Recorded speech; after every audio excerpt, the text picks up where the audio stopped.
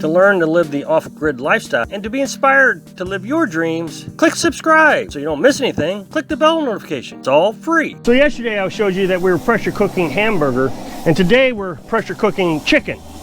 Now what you see right now is the chicken broth. Carolyn had a good idea. I don't know why we never thought of this before. So I get up at 6:30 in the morning. Well, I actually get up at 5:30 in the morning. And at 6:30, I start cooking the chicken. By 9 or 9:30, the chicken then is falling off the bone. So then we debone the chicken, we put it in jars, and then can the jars. Well, it takes 45 minutes or so to debone the chicken. And then after we can the chicken, normally we go ahead and do the chicken broth. Well, Carolyn had an idea today. Made total sense. She says, while I'm deboning the chicken for 45 minutes, why don't you go ahead and can up the chicken broth? And we were thinking, I haven't mentioned this yet. I'm reluctant to mention it actually.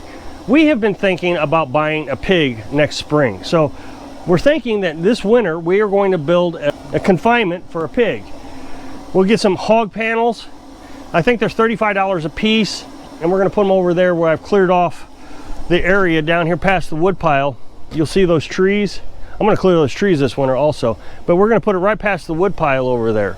Not guaranteed, because somebody's going to say, I thought you were going to buy a pig. They'll say that in 6 months or so. No, we're thinking about it pretty seriously too. So that'll give us chickens and pigs. So the reason I bring up the pig right now, one of the problems that concerns me about butchering a pig is we won't have enough time to can it before it rots. So we'll butcher it one day, it'll hang in the woods. You only get 3 days. That's all you're going to get on a cool day. So like today, it's in the 40s. So we may butcher it today. Hopefully it would stay in the 40s for the next few days.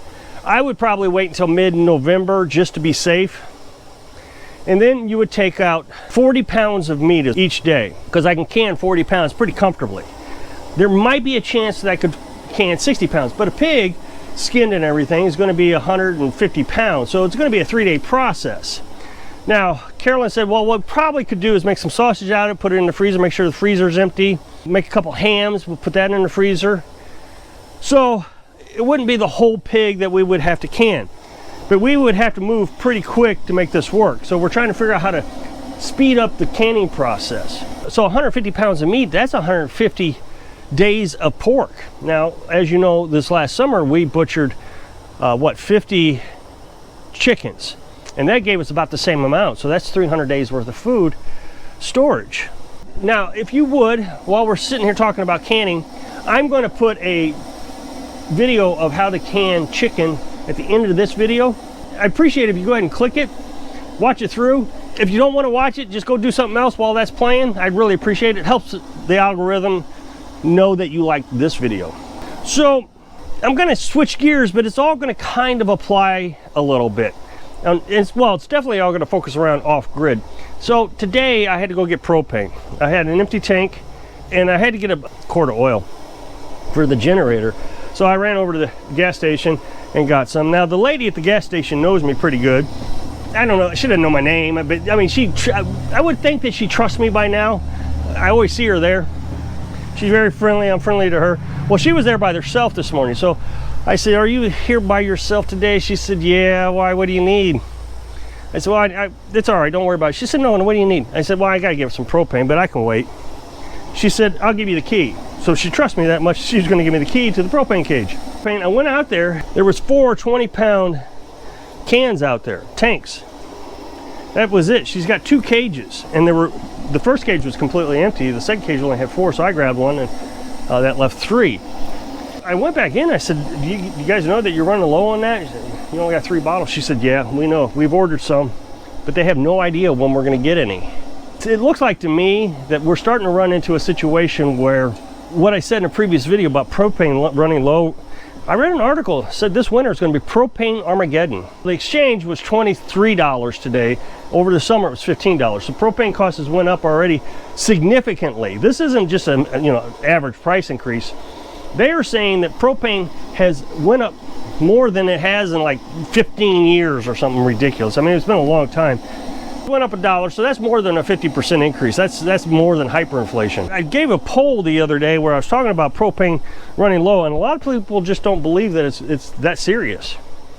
Now, I understand that not a lot of people, I think 5% of the nation uses propane to heat with, but that to me is an indicator that there's a bigger problem somewhere. Someone said in the comment section, I don't know how true it is, that propane is a byproduct of natural gas. So if they're not making natural gas or whatever, maybe that's the reason we have a shortage of propane. I don't know. I was asking Carolyn this morning, I said, do you think this canning stuff is worth it? Is all what we're doing worth it? Because the other day I got a comment and said, I just don't see why you put so much effort into it. He just honestly didn't get it. Now, this guy's not a hater. I didn't even get that impression. He really just didn't understand why I would spend all day canning food and not enjoying this. Maybe he thinks I'm retired. I don't know. But I'm 50 years old, so I still have to work. I still have to make money. So I'm not collecting a retirement check. I'm not collecting Social Security. Carolyn doesn't collect Social Security. The thing is I worked really hard my entire life. Stressful jobs. Driven to be successful. That was my big dream in life, would be successful. I was going to be a big time. And I'd gotten pretty high up in management positions, and I don't know what good it did me. I never got to come home. I never got to enjoy our house. We had 8 acres, and we didn't have to pay hardly anything for it. I think it was $150 for rent. And what the guy really wanted us to do was just kind of mow the grass. I mean, it was father's house, and he didn't want to sell it, but he didn't really want to take care of it, kind of thing. And he just wanted someone to pay the taxes, I think is what he really wanted. He did the repairs to it. There was times that I would do a repair. If something broke, I'd just go and fix it and let him know that I fixed it. It was a beautiful place. It had a little pond, not a huge pond, but I mean a little pond up there on the hill. I cleaned up on the hill. It was all weeded over. You couldn't get to the pond. I just loved the place. But I was working 16 hours a day sometimes. We never got to eat at home, so we'd always eat out, so that was unhealthy. Went to Chinese restaurant a lot. And Emo's Pizza. Emo's Pizza is a big thing in Missouri. Love Emo's Pizza with bacon. But so we were spending a lot of money on unhealthy food and just stressed all the time. Now the thing is I was in debt, so I had to have the job. I couldn't just quit the job, and I was in a trap. And so the boss knew that I was in trouble, so he abused the heck out of me. I don't know if I would have lasted much longer. I'm pretty sure I'd be dead by now if I'd have kept that job. So we buy this place, pay cash for it, no stress. Build the house, pay cash for it, no stress. I know a lot of people don't believe it now, but it wasn't that long ago I built this house, and I built it for $5,000. If you want to see those videos, I got a playlist. Go to my channel, click on the playlist tab. You can watch the entire build on that playlist.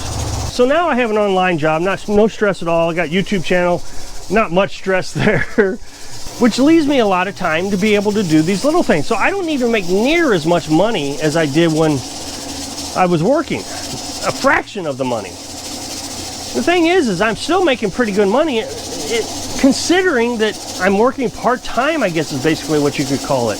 And it's on my terms. So now I get to sit out here on the porch on a nice cool fall day, look at the beautiful colors of the trees. The sun's starting to pop up finally. Come out here and do some canning. Carolyn's sitting in there deboning.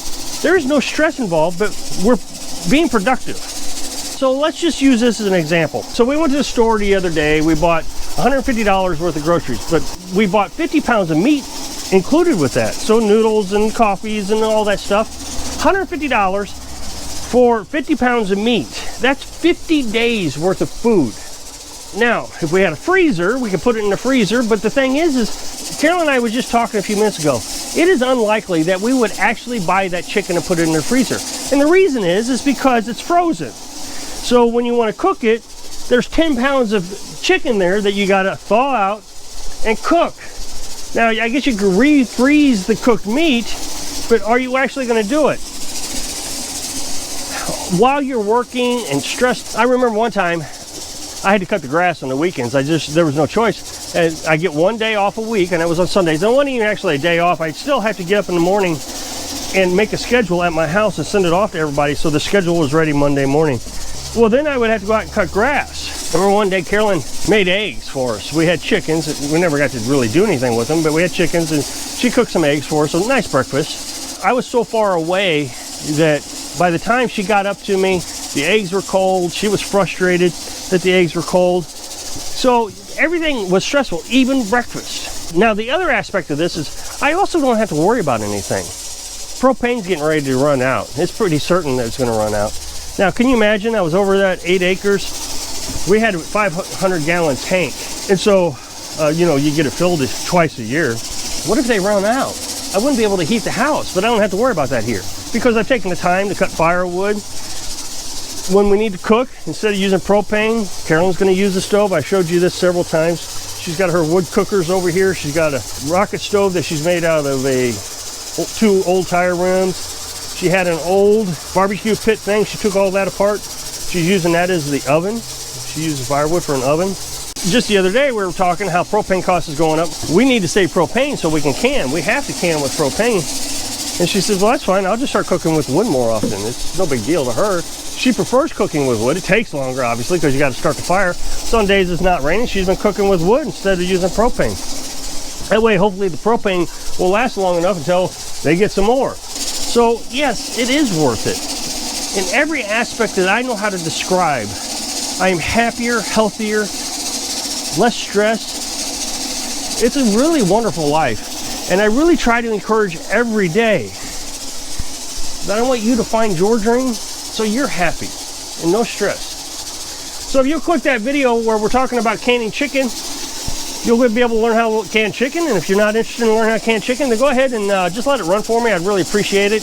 Let the algorithm know that you like this video. So I hope I can inspire you to be really happy so you can live your dream. Thanks for watching.